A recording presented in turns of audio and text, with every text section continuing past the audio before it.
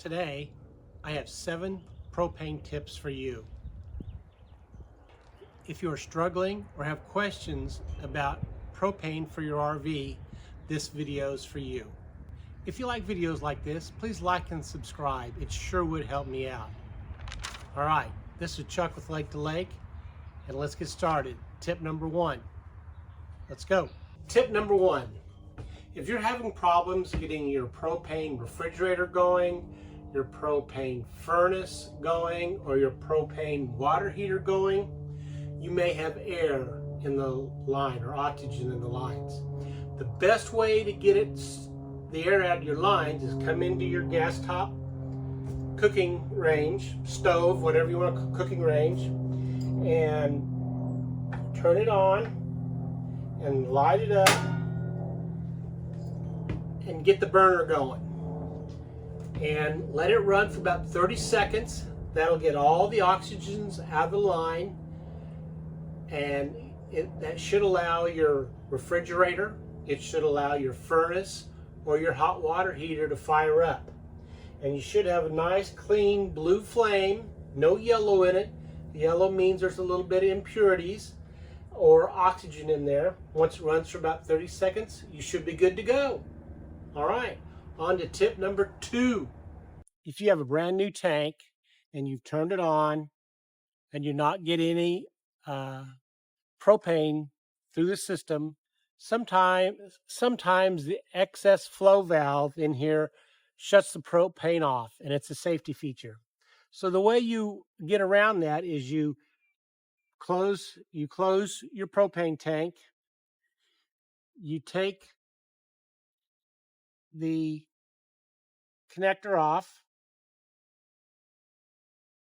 Then at that point in time, you put the connector back on, you tighten it up, get it good and snug, finger tight only, and then you open this valve slowly, and you should hear a click. You're probably not going to pick this up on my mic, but if you open it slowly, that excess flow valve will remain open and allow propane to flow through your system. And then you should be good to go. Easy peasy. Okay, tip number 3. This is my hot water heater. And these things are notorious for getting bugs, spider webs, bed daubers in there. And I used to have a cover on this. I'm missing it. First thing you want to do is put a cover on them. They're cheap. They're 10, 15 bucks. I need to order a new one. But you want to open this up and you want to clean out any critters or bugs or mud daubers that are in here. And if you have something with you like an air compressor, you can blow it out. But you want to just clean everything out of here. And you want to make sure that there's no debris, there's no bugs, there's no spider webs, there's no mud daubers. And just take a visual look at everything and make sure everything looks okay. And once it's all cleaned out, you close it up, and you should be good to go. All right, tip number 4.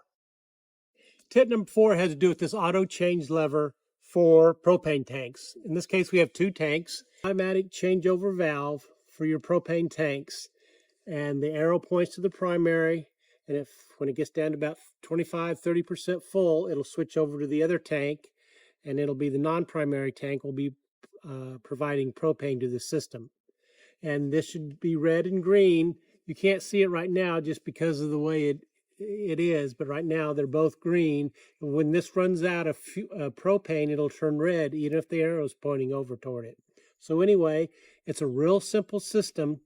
When it does fail over, you will need to go get another tank or get your tank refilled, so that way you don't run out of propane when it's cold outside. Tip number 5. How much propane is in your tank? The way I do it most of the time, this is a luggage scale. And so I just put it on here. I lift it up. If it weighs 17 pounds, I know if it's empty. If it weighs 37 pounds, it's full. And if it's in between, well, there you go. Another way is, once you're using the propane, like you got your furnace is going, your hot water heater is going, or your cook stove is going, you can spray some water on here. and there'll be a frost line. The frost line is where the liquid is and where the vapor is, but you have to be using it in order for the frost line to show up. The third way, you can buy these electronic devices that sit on the bottom of it, and they have a little battery in them, and they Bluetooth to your phone, and you can read on your phone how much is in them. I don't particularly like those. I don't find them to be very reliable. To be truthful, I think the old scale works best for me. Tip number 6. How am I doing this? 6. Propane detector inside. So let's go inside the trailer and let's take a look at the one I got. This is my propane detector.